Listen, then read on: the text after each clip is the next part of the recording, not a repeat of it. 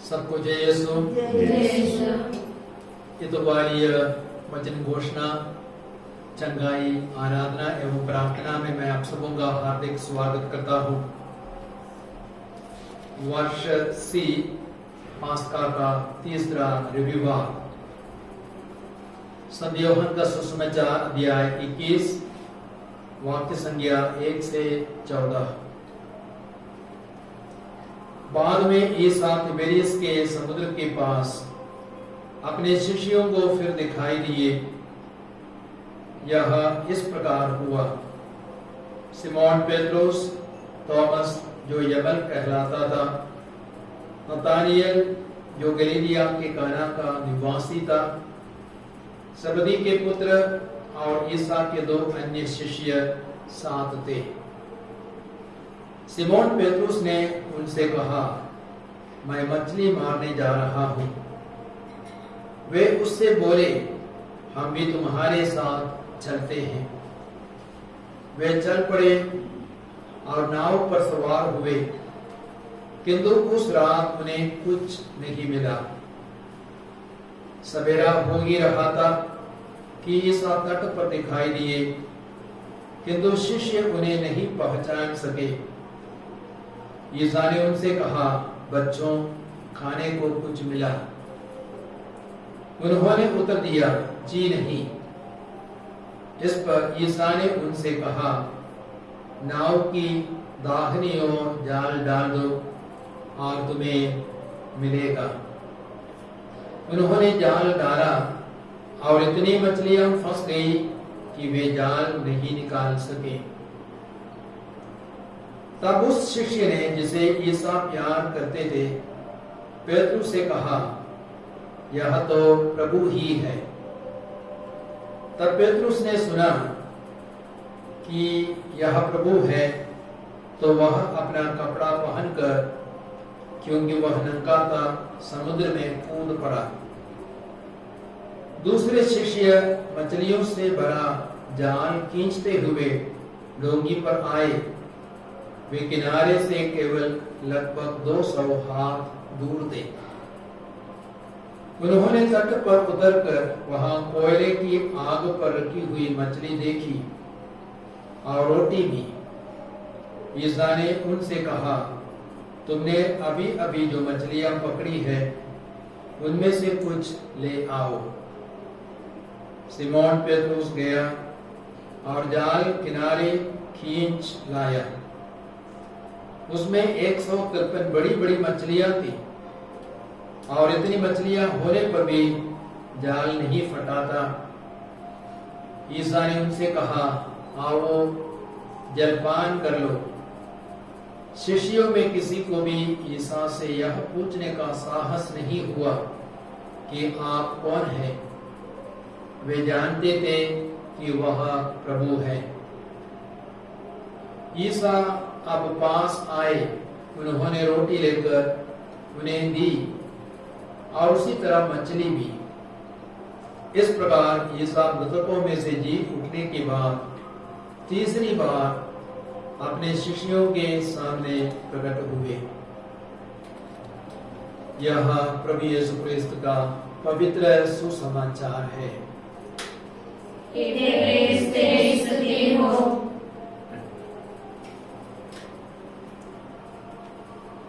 क्रिस्त में प्यारे भाई और बहनों, आज के तीनों पाठ हमें अलग अलग महत्वपूर्ण संदेश देते हैं। पहला पाठ प्रेरित चरित्र अध्याय 5 से लिया गया है और उसका मुख्य संदेश यह है, कड़े विरोध के बावजूद भी हमें सुसमाचार सुनाना है।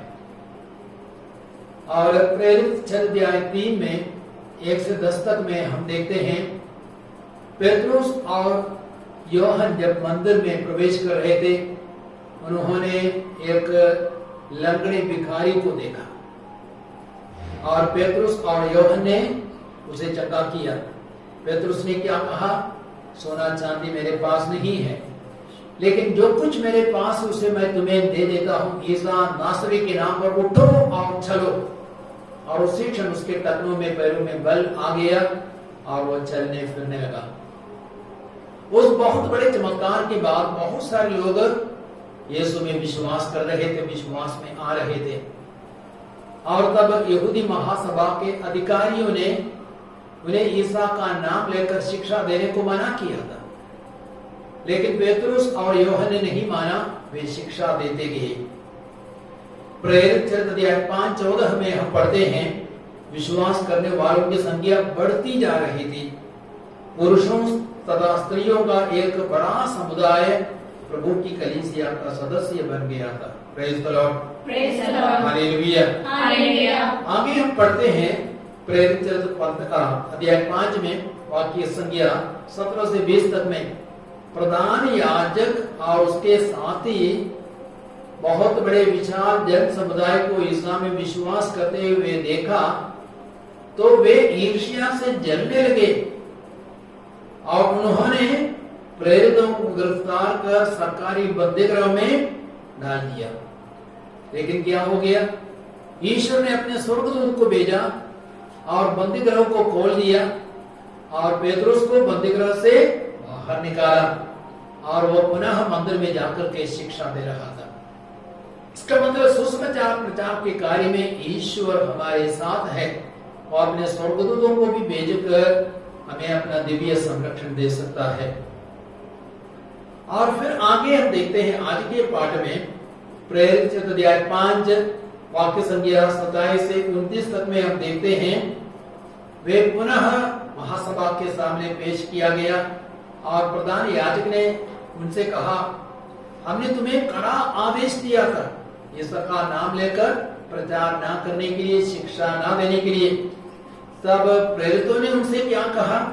पेतरुस और प्रेरितों ने उनसे कहा, मनुष्यों की अपेक्षा ईश्वर की आज्ञा का पालन करना कहीं अधिक उचित है। इस वचन को हम दोहराएंगे, मनुष्यों की अपेक्षा ईश्वर की आज्ञा का पालन करना कहीं अधिक उचित है। तो हमें मनुष्यों की आज्ञाओं को नहीं, अधिकारियों के आदेशों को नहीं, लेकिन हमें ईश्वर के आदेशों को मानना है, ईश्वर की आज्ञा को मानना है। आज भी कई राष्ट्र सुसमाचार प्रचार मना करते हैं। मुस्लिम राष्ट्र, कम्युनिस्ट राष्ट्र, हमारे देश में भी सुसमाचार का विरोध किया जाता है। लेकिन लोग क्या कहे, अधिकारी क्या कहे, हमें उसको नहीं देखना है, लेकिन प्रभु ने हमें क्या आदेश दिया है उसको देखना है। और प्रभु का आदेश क्या है? प्रभु का अंतिम आदेश पुनरुत्थान के बाद स्वर्गारोहण के पहले यीशु ने क्या आदेश दिया था? मार्कुस के सुसमाचार अध्याय 16, 15 और 16 में यीशु ने क्या कहा? संसार के कोने कोने में जाओ, सारी सृष्टि को सुसमाचार सुनाओ। जो विश्वास करेगा और बपतिस्मा स्वीकार करेगा उसे मुक्ति मिलेगी, जो विश्वास नहीं करेगा वह दोषी ठहराया जाएगा। तो यह प्रभु का अंतिम आदेश है और बहुत ही महत्वपूर्ण आदेश है। और सुसमाचार में विश्वास पर ही मानव जाति की मुक्ति आधारित है। इसलिए लोग कुछ भी कहें, अधिकारी कुछ भी मना करे, हमें मारे पीटे, बंदीगृह में भी डाल दे, फिर भी हमें प्रभु का वचन सुनाना ही है। और इसलिए संत पौलुस क्या कहते हैं? धिक्कार मुझे यदि मैं सुसमाचार का प्रचार ना करूं। कुरिन्थियों का पहला पत्र अध्याय 9 वाक्य संख्या 15-16 में, तो मुझे दंड मिलना चाहिए यदि मैं सुसमाचार का प्रचार ना करूं। तो सुसमाचार का प्रचार करना एक विकल्प नहीं है, लेकिन वह एक अनिवार्य बात है। Hallelujah, hallelujah, hallelujah. और आज का दूसरा पाठ प्रकाशन ग्रंथ अध्याय 5 से लिया गया है, वाक्य संख्या 11 से 14 तक में। और उसका मुख्य संदेश क्या है? मुख्य संदेश यह है, हमें निरंतर मेमने की स्तुति करनी है और उसे महिमा देनी है। ये मेमना कौन है? प्रभु यीशु। हमें निरंतर प्रभु यीशु मेमने की स्तुति करनी है और उसकी महिमा, उसे महिमा देनी है, उसकी आराधना करनी है। Praise the Lord. क्योंकि प्रभु यीशु मानव जाति की मुक्ति के लिए संसार में आया और उसने हमारे अपने को इतना तुच्छ बनाया, अपने को कुर्बान किया। और वचन कहता है पेतरुस का पहला पत्र अध्याय 1 वाक्य संख्या 18 और 19 में, हमारे पूर्वजों से चले आ रहे पाप बंधनों से हमारा उद्धार सोना चांदी से नहीं, लेकिन एक निष्कलंक मेमने के रक्त के द्वारा हुआ है। तो यीशु ने अपना निष्कलंक रक्त बहाया है, इसलिए हमारा उद्धार हुआ है, हमें मुक्ति मिली है। इसलिए निरंतर हमें उस मेमने की स्तुति करनी है और उसको महिमा, आदर, सम्मान देना है और उनकी आराधना करनी है। Hallelujah, hallelujah. और प्रकाशन ग्रंथ 5:11 से 13 तक आज का जो दूसरा पाठ है, वहां पे यूहन्ना ने क्या देखा? बहुत से स्वर्गदूतों की आवाज सुनी और उनकी संख्या लाखों करोड़ों थी और वे ऊंचे स्वर से कह रहे थे, स्वर्ग में करोड़ों स्वर्गदूत ऊंचे स्वर में कह रहे थे, बलि चढ़ाया हुआ मेमना सामर्थ्य, वैभव, प्रज्ञा, शक्ति, सम्मान, महिमा तथा स्तुति का अधिकारी है। Praise the Lord, praise the Lord, praise the Lord. और समस्त सृष्टि, आकाश, पृथ्वी, समुद्र के सभी निवासी यह कह रहे थे, सिंहासन पर विराजमान को तथा मेमने को युगान युग स्तुति, सम्मान, महिमा तथा सामर्थ्य। Hallelujah, hallelujah, hallelujah. हालेलुया। तो पृथ्वी पर हम जो रहते हैं, और चाहे स्वर्ग में हो चाहे समुद्र में हो, सबको उस मेमने की स्तुति करनी है और उसके द्वारा सारे संसार का सृजन हुआ है और उसके द्वारा सारे संसार को मुक्ति दी गई है। इसलिए निरंतर हमें उस प्रभु को स्तुति, आदर, सम्मान देना है। Hallelujah, hallelujah. स्वर्ग में निरंतर प्रभु की स्तुति होती है और इसलिए स्वर्ग में आनंद ही आनंद है, शांति ही शांति है, प्रेम ही प्रेम है। तो इस धरती पर भी हम निरंतर प्रभु की स्तुति करेंगे, प्रभु की आराधना करेंगे, तो क्या होगा? यह धरती स्वर्ग जैसे बन जाएगी। Praise the Lord, praise the lord. Hallelujah, hallelujah. और हम देखते हैं शद्रक, मेशक, अबेदनेगो आग की भट्टी में डाले गए थे, लेकिन उन्होंने अपने पापों को अंगीकार किया और साथ ही साथ उन्होंने प्रभु की स्तुति प्रशंसा की और आग की भट्टी को क्या हो गया? एक स्वर्गदूत उतर आया और उस आग की भट्टी के लपटों को बाहर की ओर भेजा और उसको शीतल हवा से भर दिया और वे तीनों स्वर्गदूत के साथ घूम घूम करके प्रभु की स्तुति प्रशंसा कर रहे थे। तो देखिए, वह नरक जैसा था, आग की भट्टी, लेकिन जब उन्होंने प्रभु की स्तुति प्रशंसा की, वह आग की भट्टी स्वर्ग जैसा बन गई। Hallelujah, hallelujah, hallelujah, hallelujah. यीशु की स्तुति हो। यीशु की स्तुति। कुछ वर्ष पहले मैं याद करता हूँ, एक जगह हम सुसमाचार का प्रचार करने के लिए गया था, ट्रेट देने के लिए गया था। वहां इतनी सारी मक्खियां थी, इतनी सारी मक्खियां। और पवित्र मिसा जब मैं चढ़ाता था, दाखरस को बंद करके रखता था, लेकिन किसी ना किसी प्रकार मक्खी उसमें भी घुस जाती थी और मुझे तो पीना ही पड़ा, क्या करूं। और जब हम डाइनिंग रूम में जाते थे, मक्खियां भोजन में गिर पड़ती थी, उंगली से उठा करके मक्खी को मैंने फेंका और हमारे टीम वाले इतने परेशान हो गए। और वहां पे जो भी रहते थे वे आराम से रहते थे, उनको कोई परेशानी नहीं थी, लेकिन हम इतनी चिंता कर रहे थे। तो सभी भाइयों को, बहनों को मैंने सलाह दी, हम सभी कोई मक्खियों के लिए प्रभु की स्तुति प्रशंसा करेंगे। तो पवित्र मिसा परम प्रसाद ग्रहण करने के बाद हम सबों ने मिल करके सभी मक्खियों के लिए प्रभु की स्तुति प्रशंसा की, इस बंधन के लिए, समस्या के लिए, इस कष्ट के लिए, दुख के लिए। हे प्रभु, तेरी स्तुति हो, तेरा धन्यवाद हो, तेरी महिमा हो, तेरी आराधना हो। जोर जोर से प्रभु की स्तुति प्रशंसा की। और उसके बाद शाम को हम डिनर के लिए डाइनिंग रूम गए, एक भी मक्खी नजर नहीं आ रही थी। Hallelujah, hallelujah, hallelujah, hallelujah. तो बहुत जगह नरक जैसे बन गई थी, लेकिन हमने प्रभु की स्तुति प्रशंसा की, प्रभु ने नरक को भी स्वर्ग में बदल दिया, हम लोग आराम से शांति से भोजन कर सके। प्रेज़ द लॉर्ड, यीशु की स्तुति हो। यीशु की स्तुति। यदि आप स्तोत्र ग्रंथ पढ़ेंगे 103 वाक्य संख्या 1 से 5 तक में, वहां पे हम देखते हैं प्रभु की स्तुति प्रशंसा करने से कितनी सारी आशीषें हमारे जीवन में आती है। और वहां पे वचन कहता है, प्रभु का एक भी वरदान नहीं भुलाओ और प्रभु को धन्य कहो, क्योंकि वो तेरे सारे अपराध क्षमा कर दे। जब हम स्तुति प्रशंसा करेंगे, प्रभु हमारे अपराधों को भी क्षमा करेंगे, सारी दुर्बलताओं को दूर करेंगे, रोग बीमारियों को दूर करेंगे और सर्वनाश से बचाता है। जैसे शद्रक, मेशक, अबेदनेगो को प्रभु ने बचाया था और दया और अनुकंपा से संभालता है और जीवन भर सुख शांति प्रदान करता है। तो प्रभु की स्तुति प्रशंसा करने से इतनी सारी आशीषें हमारे जीवन में आ सकती है। तो हर पल हर घड़ी दुख में, कष्ट में, मुसीबत में, संकट में हमें प्रभु की स्तुति करनी है, प्रभु को महिमा देनी है और प्रभु की आराधना करनी है। Hallelujah, hallelujah, hallelujah, hallelujah. और आज का एक तीसरा महत्वपूर्ण संदेश है जो सुसमाचार पर आधारित है। और सुसमाचार यूहन्ना के सुसमाचार अध्याय 21 वाक्य संख्या 1 से 19 तक में मैंने 1 से 14 तक पढ़ा। और उसका मुख्य संदेश क्या है? यदि आप अपने जीवन को सफल बनाना चाहते हैं, आपको प्रभु के वचनों के अनुसार कार्य करना है। जब हम प्रभु के वचनों के अनुसार जिएंगे, कार्य करेंगे, कदम उठाएंगे, तब प्रभु हमारे जीवन को सफल बनाएंगे। सिमोन पेत्रुस और उनके साथी क्या कर रहे थे? तिबेरियस के समुद्र के पास मछली मार रहे थे। रात भर उन्होंने परिश्रम किया था, लेकिन उन्हें कुछ भी नहीं मिला था।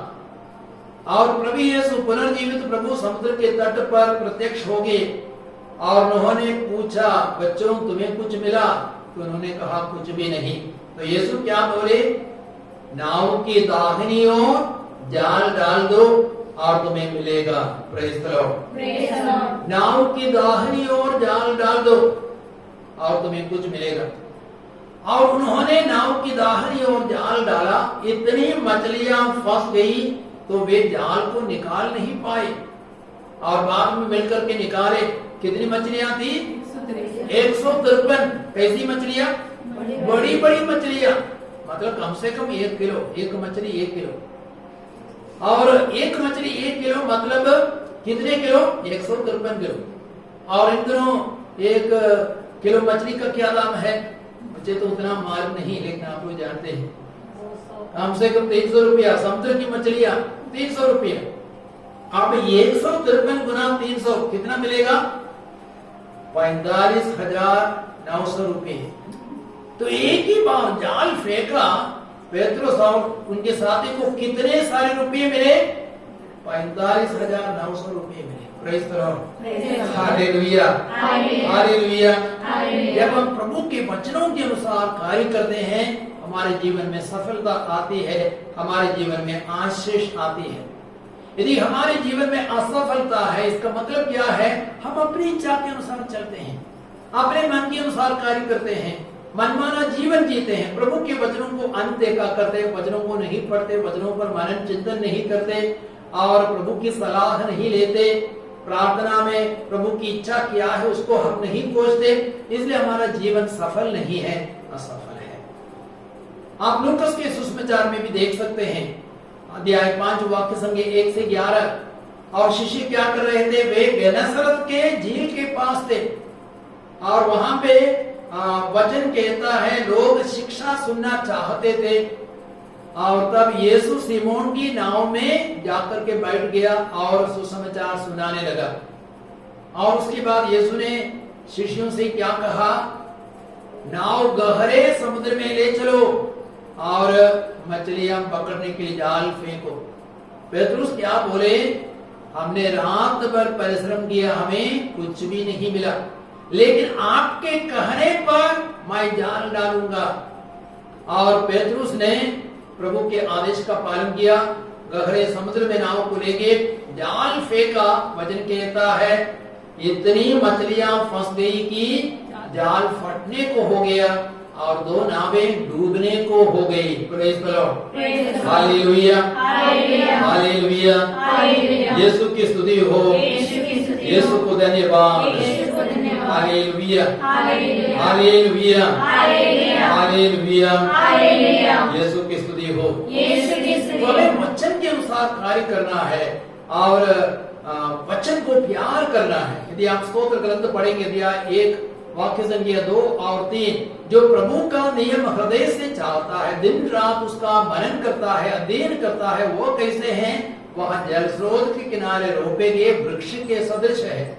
हमें मालूम है जल स्रोत के किनारे जो वृक्ष रोपा जाता है वो हमेशा हरा भरा रहता है, समय पर बहुत फल उत्पन्न करता है। Praise the lord, hallelujah. इसलिए वचन को प्यार करना है, बाइबल को प्यार करना है, बाइबल को रोज पढ़ना है और उन वचनों पर मनन करना है। हम अपने कम्युनिटी में रोज 3 अध्याय एक साथ पढ़ते हैं, रोज कम से कम एक वचन को लिखते हैं, हिंदी में, अंग्रेजी में, और शाम को प्रार्थना में उस वचन पर मनन करते हैं।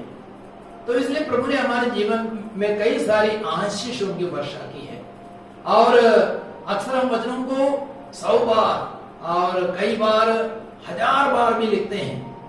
और मेरा एक अनुभव, मैं जब ऑनलाइन बाइबल कन्वेंशन चला रहा था तो मैंने एक सलाह दी, आप एक वचन, चंगाई के वचन को 1000 बार लिखिए। किसी बहन ने उस बात को सुना और अपने एक प्रिय रिश्तेदार के लिए उसने 1000 बार एक वचन को लिखा। यशायाह का ग्रंथ अध्याय 53:5, उसके कहावों द्वारा हम भले चंगे हो गए। 1000 बार उसने वचन को लिखा और उसने मेरे पास फोन किया कि मेरा रिश्तेदार बिल्कुल भला चंगा हो गया है, वह चल सकता है और वह दौड़ भी सकता है। Hallelujah, hallelujah.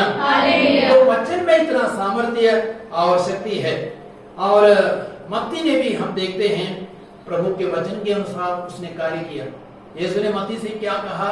मत्ती के सुसमाचार अध्याय 9:10 में मेरे पीछे चले आओ, और वचन कहता है मत्ती उठ करके यीशु के पीछे हो लिए। वचन के अनुसार उसने कार्य किया। और मत्ती कौन था? एक नाकेदार था, समाज में एक तिरस्कृत व्यक्ति, कोई भी उसको नहीं चाहता था।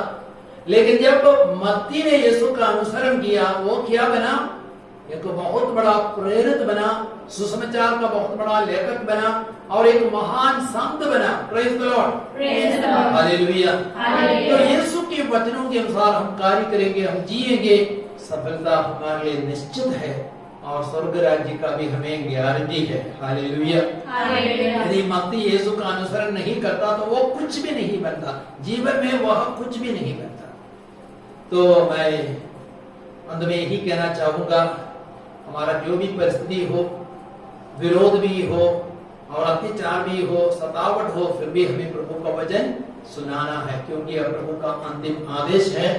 और निरंतर हमें यीशु मसीह की स्तुति प्रशंसा करनी है, उस प्रभु की आराधना करनी है और साथ ही साथ प्रभु के वचनों के अनुसार कार्य करना है। तब हमारा जीवन अवश्य सफल बनेगा। आइए प्रभु के वचनों पर हम मनन करें, हम आराधना में प्रवेश करें।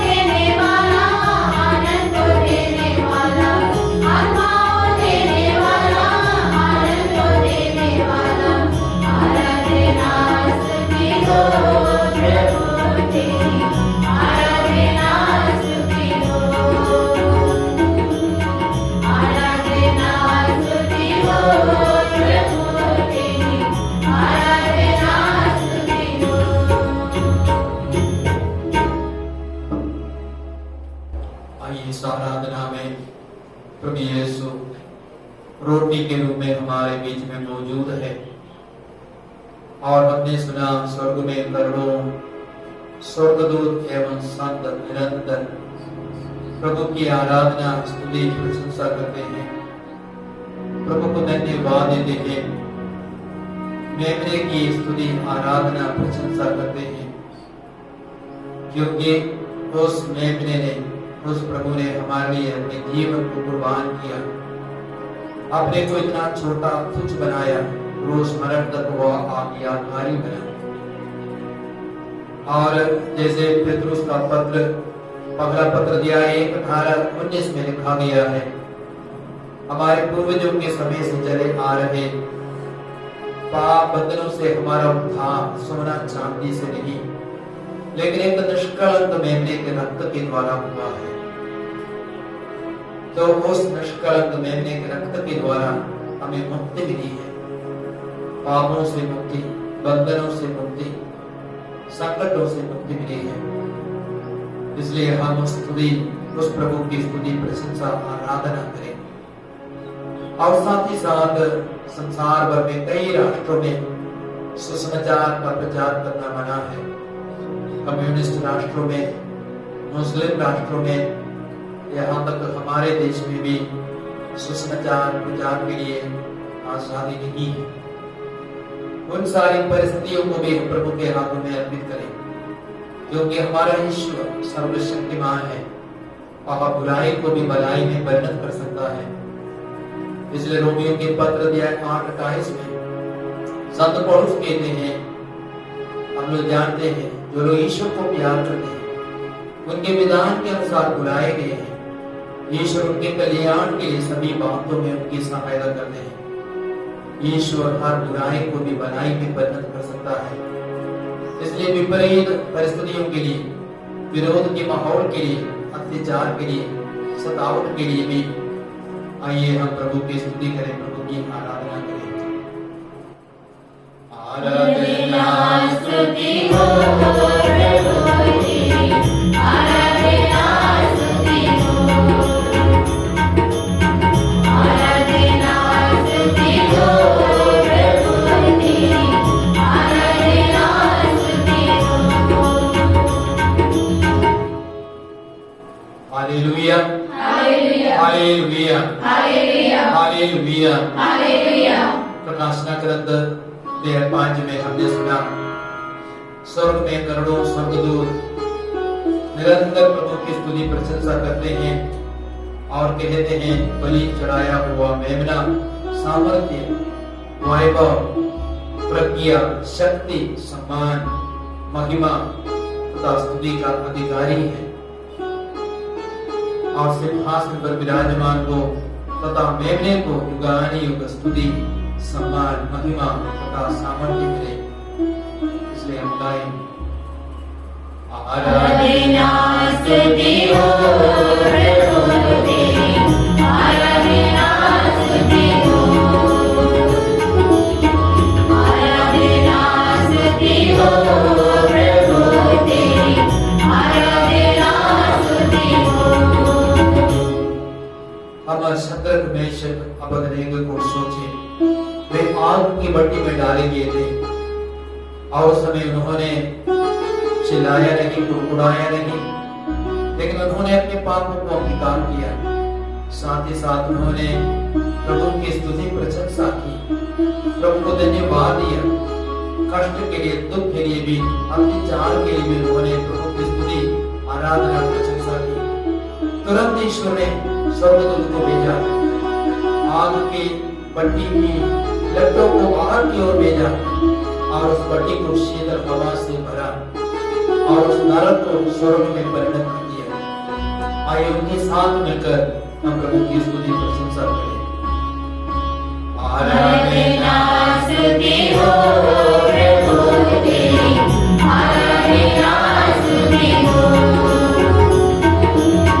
आराधना स्तुति हो प्रभु की, आराधना स्तुति हो।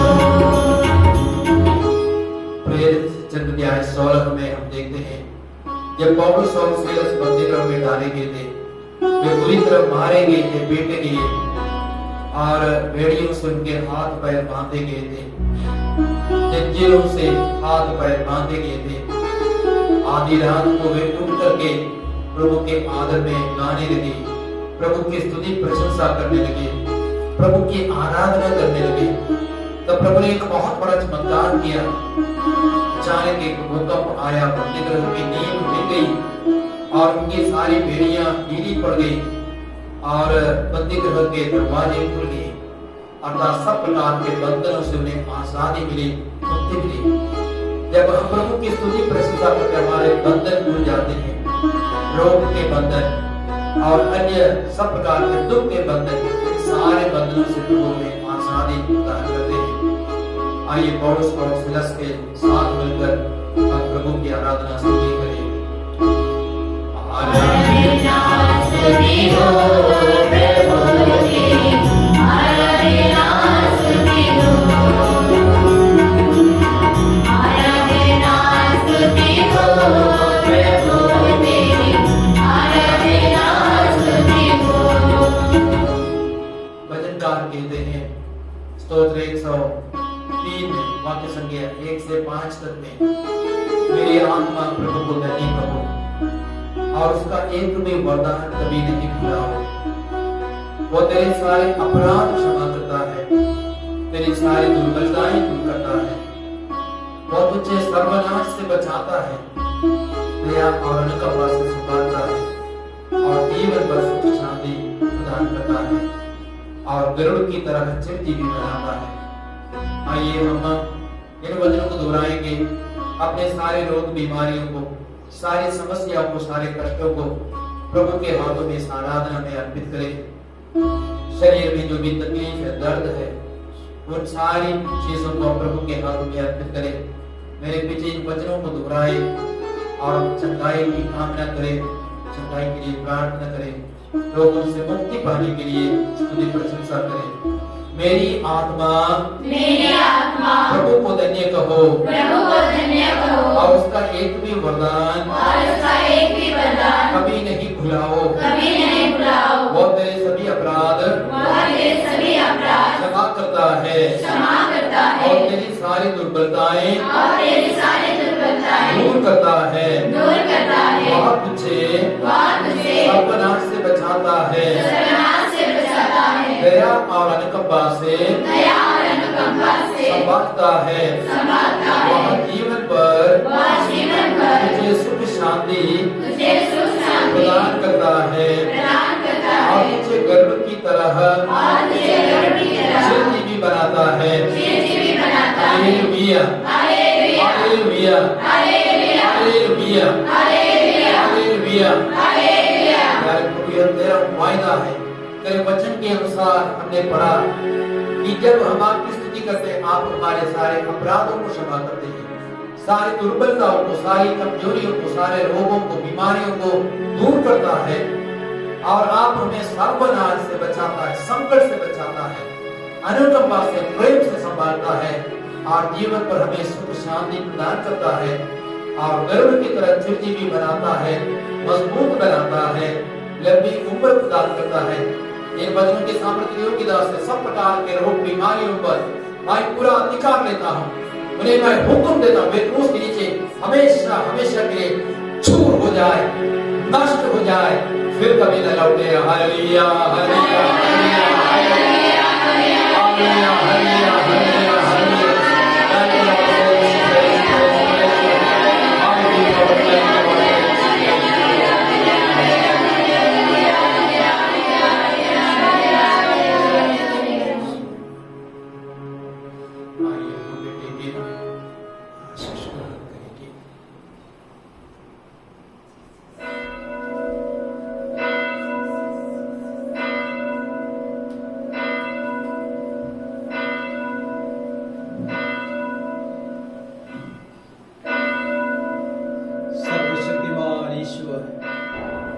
पिता, पुत्र, पवित्र आत्मा आप सबों को आशीर्वाद प्रदान करे।